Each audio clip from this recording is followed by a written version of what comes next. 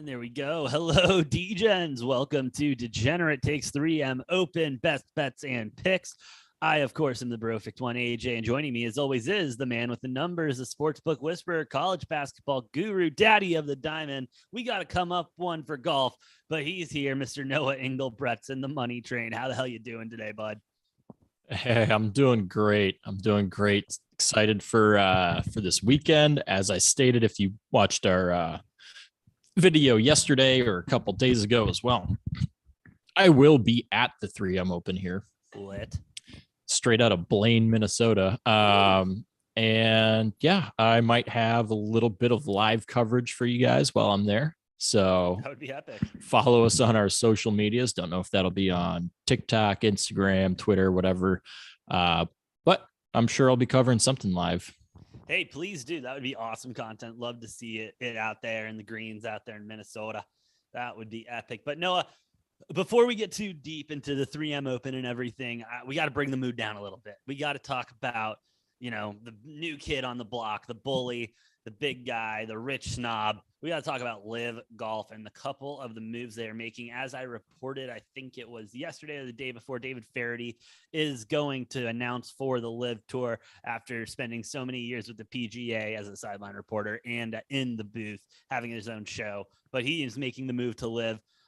Couple other names kind of on the block right now. Stenson, I believe, is the other name that is confirmed to be going, correct? Yeah. Yep. So he's going. And then, of course, Cam Smith, the winner of the Open, looking to leave after FedEx Cup, I believe. Nothing's confirmed yet, but the rumors are saying that, yes, because if he left before, obviously after the win at the Open last weekend, he's now in second place in the FedEx Cup point standings. If he went to the LIV before that, he would not be eligible. So rumors are that he will eventually seek out going to the LIV, but for now, he should be around for the rest of the PGA Tour season. And the other big name that we got to watch out for is none other than Charles Barkley, who has a meeting with LIV officials tonight about potentially being one of their broadcasters. Jesus, Barkley to the Live. That's one of those moves, and all of these moves, I mean, I couldn't see them coming. You really don't know anymore who's going to stay and who's going to go. The Smith story, I think, is going to be the biggest signing they would have to date. Like we were talking about a little bit off the air. I mean, he is so hot right now in the golf world, and he is just looks unbelievable. As you said, second in the FedEx Cup standings, looking to make a big splash. I mean, he's easily going to call like a $300 million price tag or something like that. How do you feel about the Barkley thing? Well, actually, if you don't mind, AJ, I'd like to start with Henrik Stenson. All right, yeah, start with Stenson, bro. Yeah, and obviously he's nothing super crazy, not been super competitive in tournaments most of the time. Big news with that is he was supposed to be the captain of the European Ryder Cup team. The European team obviously removing him from captainship, as was probably expected with this move. Interesting. He's got a history of some financial problems. Homie has not once, but twice fallen victim of a Ponzi scheme. Jesus Christ. What? Which, if you're a professional athlete, I don't know. So and he just said like 2 months ago how excited and how much of an honor it was to be named captain of the European Ryder Cup team. Makes you wonder if he's not having some financial issues that led to this decision. They probably offered him a decent sign-on bonus. He might have fallen victim to a third Ponzi scheme for all we know. Dude's he's one of the worst. He manages his financials worse than almost any professional athlete I've ever seen. And we've seen plenty of athletes go bankrupt and stuff like that. Yeah, he's something else. I think he just needed the money. But now the European team for the Ryder Cup left without a captain. I think the logical decision for me, why not make Rory your captain or even John Rahm? Those are so much bigger names anyways.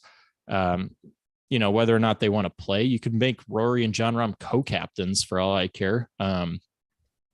But with how good a golf Rory's been playing, yeah, might as well just make him the captain, and you might as well. Let's get a competitive Ryder Cup. Would love a good competitive one for once. I didn't know about the Europeans team captainship. Honest to God, I think I assumed it was Rory just because it's Rory. But you know what they say about assuming, Noah. But yeah, that's a rough one. Now, the money problem, that seems to be kind of a trend with the golfers that are going there. They seem to have a history with money problems. I wouldn't go that far. There's a few. There's a few of them. Now they're all succumbing to going to the tour because of the increased pay, and obviously on the PGA Tour, if you miss the cut, you don't get anything for that week. LIV, even if you finish dead last, you're still walking away with, I don't know, $60,000 or whatever. So maybe not quite that much for last place, but either way, everybody's motivation for going to this is money, and a lot of them deny it and won't speak on it, which it just blows my mind because the prestige on the PGA Tour is so much greater. Yeah. You're obviously doing it for the money. And, I think kind of poorly of the golfers who won't admit that. And, I don't blame you if you go to the LIV and you admit that you're going because of the money, and you admit that you acknowledge where the money's coming from. Like, at least own it. Like, own it, and I'm, not going to knock you that much. But the people who are just living in denial that that's the reason they're going, it's like, come on. I really don't think it's a denial thing, Noah. I think I would bet you good money that they have a gag order on it or something like that. Like, you cannot say that you're coming to play live for the money. I bet you it's written into the contract, some NDA or something. That's not true. No, that's not true, because a few of them have admitted it. And if you've seen the press conferences on these LIV events, like they let kind of anybody and everybody, I wouldn't be surprised to see like Barstool Sports or somebody out like asking stupid questions, because there's been plenty of like really dumb off the rails questions that have been asked, and they answer them. Like, they're having fun with it. Good for them. Like I said, my whole thing is just like, if you're going to go to the LIV, admit that you're doing it for the money and just own it. Like, yeah. Like, stop trying to pussyfoot around it. Stop trying to pussyfoot around these questions. And then, when you're playing on U.S. soil, you're going to have to deal with facing those, families of 9/11 victims who are out there every time. And, it's the whole, like, you can't have your cake and eat it too thing. Like, if you're going there, you got to deal with everything that comes along with it. You can't try to hide from that.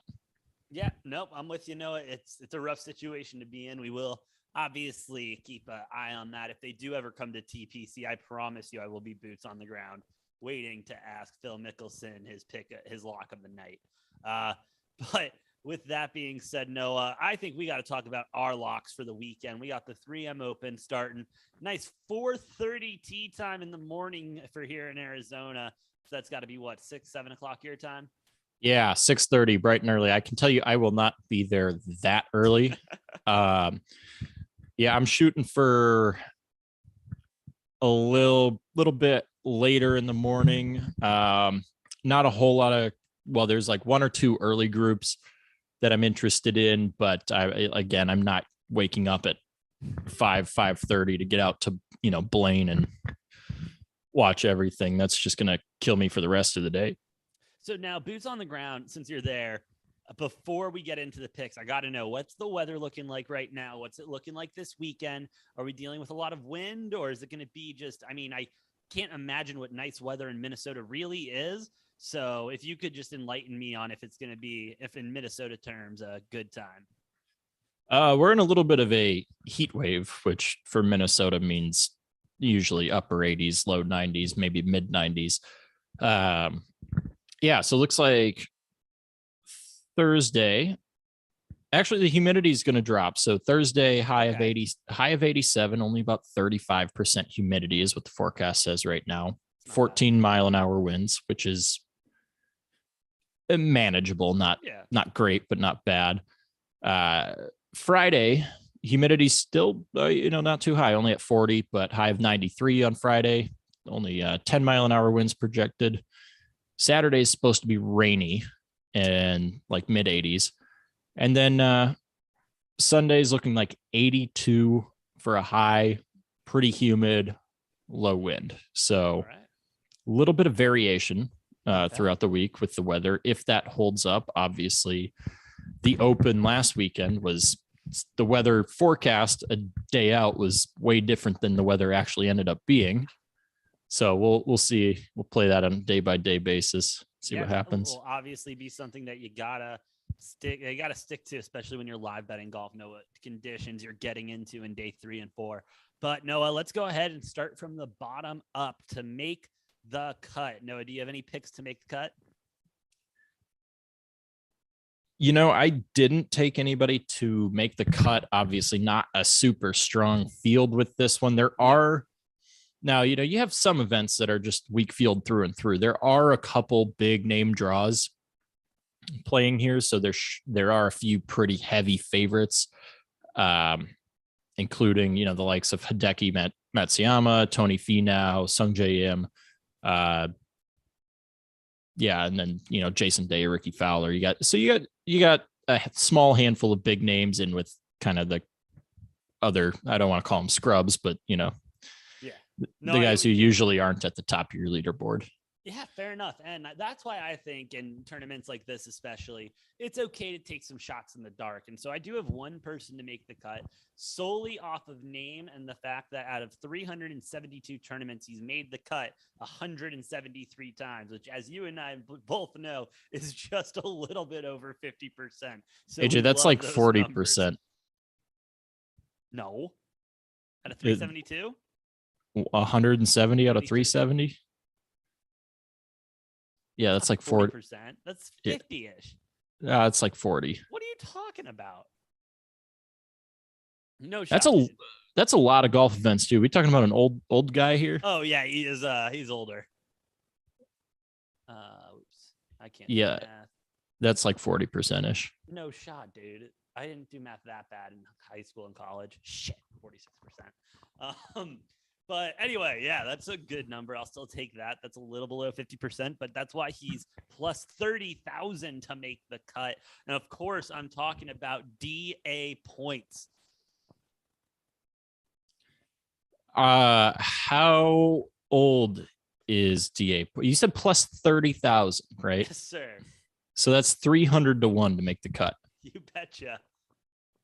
Oh boy. He is 45 years old. And what has he done recently?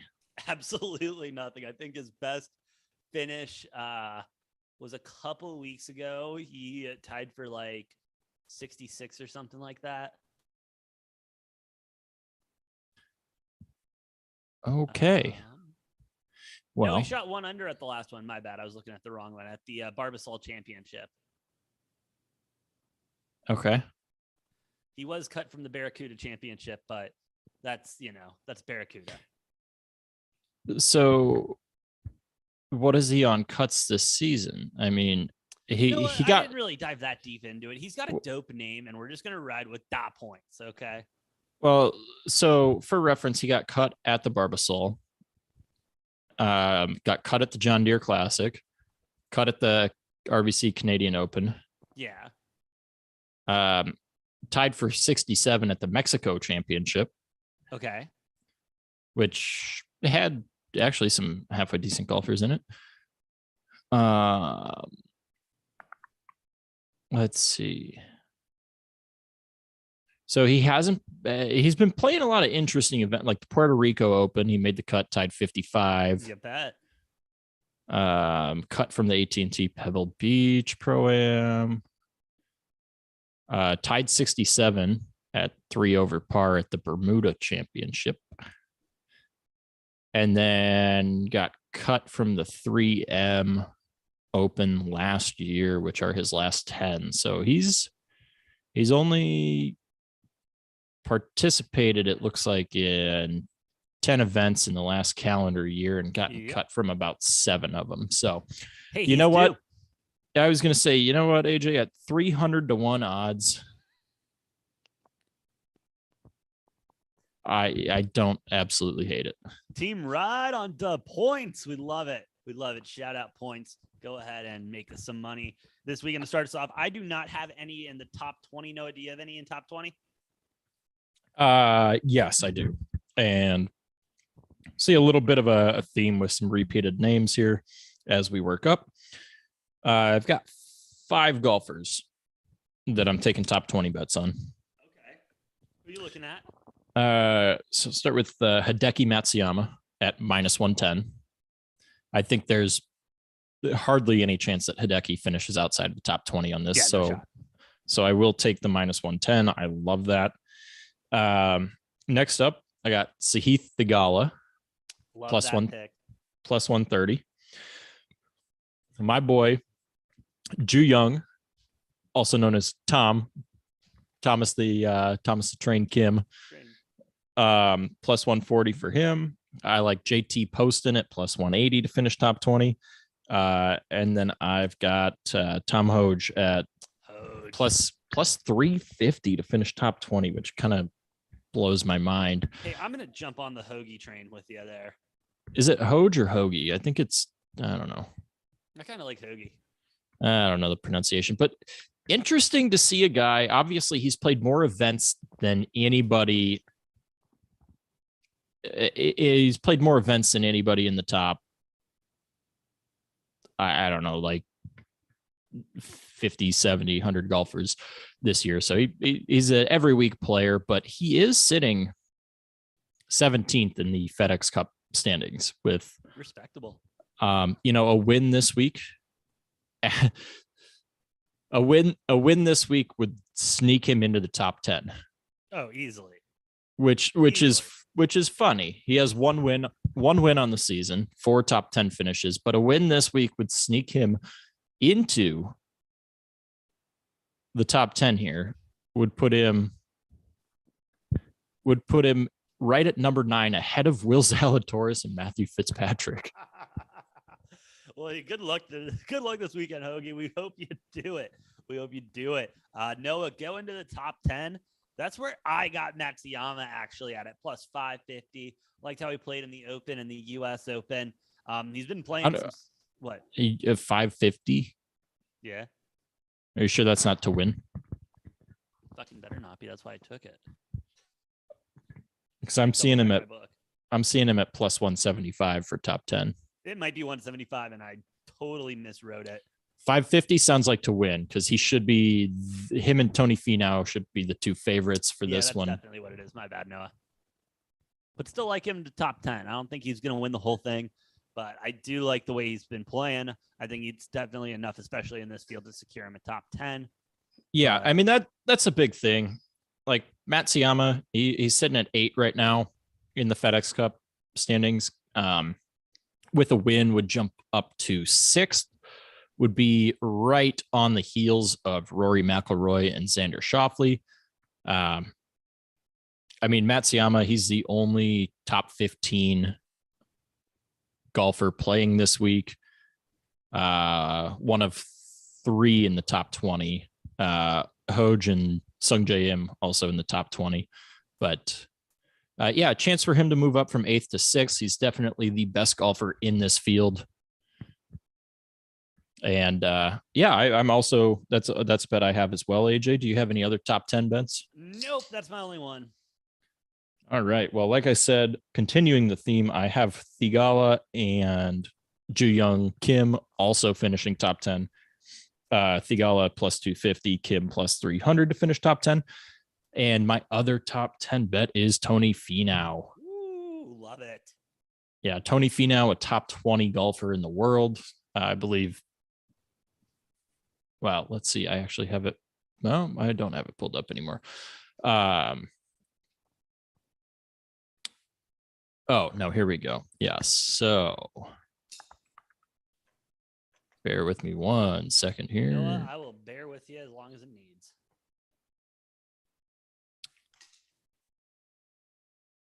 Right. Yeah. So Hideki, the highest ranked golfer in the world. This is not FedEx Cup standings. This is world golf rankings. Hideki ranked at 14 right now. Finau at 17. The only 2 in the top 20. Sung Jae Im at 24. Ooh.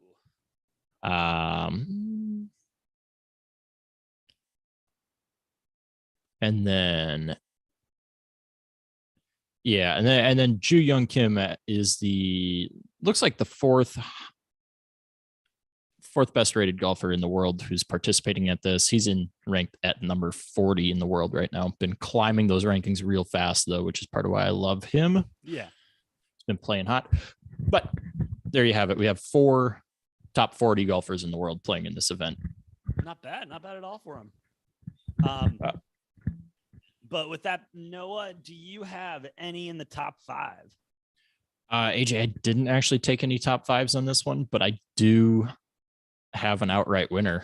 I have Cameron Tringale going ahead and getting the top 5 just because he has a good history at this course. He tied for 3rd back here in 2020, 16th in 2021, but I think he'll hopefully, especially if the conditions stay like they are, be able to get through the course and nail in a top 5. I don't hate that. I mean, he's probably one of the 10 or 15 strongest golfers in this field.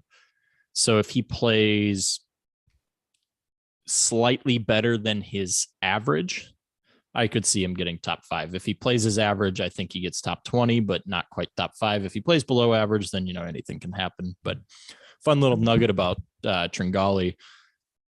He has the most PGA Tour starts of any golfer ever without a victory. Oh, how many? Hey, you're taking him top 5. It's like getting up close to like 400. Jesus Christ. Well, hopefully you can put it together this weekend and at least get a goddamn top 5. Yeah, it's somewhere in the 300 to 400 range amount of PGA Tour starts he's had without a win. Fair enough. Oh man, that is awful. Wow. Get it together, bud. You got this one. But Noah, before we do outrights, do you have any first round leaders? I did take a first round leader in this one. Oh, I don't mess with first round leaders. It's the same reason I don't take it's the same reason with like baseball. I don't hardly ever take like first 5 bets, and I don't really take NRFIs or YRFIs because it's just too variable. It's too there's the margin for error is just too big. Like shit can happen. I actually, me, my favorite thing to do now, I am making picks a lot of the time beforehand, but one of my favorite things to do is betting on a winner after Friday or after Saturday with only 1 or 2 rounds remaining, because I've done very well on that this golf season as well. But you sometimes you get a guy who's up, and it depends on who the guy is and who's right behind him in the field when I make these. But like Scheffler at the Masters, seeing him with a 3-stroke lead after 2 rounds, play hottest golfer in the world at the time, plus 100. I'm like, I am putting the house on that. Who else? Schauffele twice. I've done that for Schauffele in his last 2 wins, which obviously has been the hottest golfer in the world. I would still argue he's the hottest golfer in the world, even though he didn't have the best Open. He didn't play poorly. But yeah, 2 weeks in a row, I think I got him at, minus 110 and then minus 160. Both of those were like Saturday bets with him with a 3 or 4 stroke lead over the field. Yeah, so no, absolutely. No, but I like the first rounds because they're fun, because it gives me something. Who you got? And it's fast money. Sung Jae Im. I got him to go ahead and be the first round leader, and then that'll take us into the outrights. He's one of my outrights too at plus 1,600. All right. Yeah, I'll definitely be keeping an eye on the leaderboard. Keep in mind, if I see someone like Hideki or like Finau or Sung Jae with a 2 is iffy. It depends on what the rest of the field looks like. But if I see anyone with like a 3-stroke lead, any of those guys, not some, random guy who's not supposed to be there after, Friday or Saturday, I'll probably take a little on him. Yeah. All right. Fair enough. Now, who do you got in the outrights, Noah? Well, I was talking about Tringali playing so many events without a win. It's been, God, probably he's been on tour for like a decade, maybe longer, hasn't netted his first win yet. This is a golfer who, played some last year, but technically it's his rookie year because this is his first full year, who I've got netting his first career win. Woo. And that is none other than Sahith Theegala, baby. We love Theegala. I love him to net his first career win here at the 3M Open. I love it too. I also have him in my outrights. And then my last one, just for fun, I got Jo Young Kim as well at plus 3K. Gotta love golf for the high value and all of these picks and everything like that. Really, no pick's a bad pick until it loses. But Noah, any closing thoughts on the 3M Open before we call it a day? Again, I'll just repeat what I've already said. I will be there, so follow us on our social medias because I will be providing some live coverage Friday for sure, maybe Saturday, maybe Sunday. I don't know. We still have to figure out if I'm going back on Saturday and Sunday. I'm for sure going Friday. So sweet. Well, hey man, have a great time. And like Noah said, follow us on our socials at DGen Takes on Twitter, at Degenerate Take 69 on TikTok for all of the 3M Open updates. Myself at Brofect1, Noah and _ Engelbretson and Engel Money Train for all of the locks and best bets of the day with the Money Train himself. Choo choo, motherfuckers, all aboard. I think I'm going to put that on a shirt. With that being said, I've been the Brofect1 AJ. That's been the Money Train Noah. And we'll see you next time on Degenerate Takes.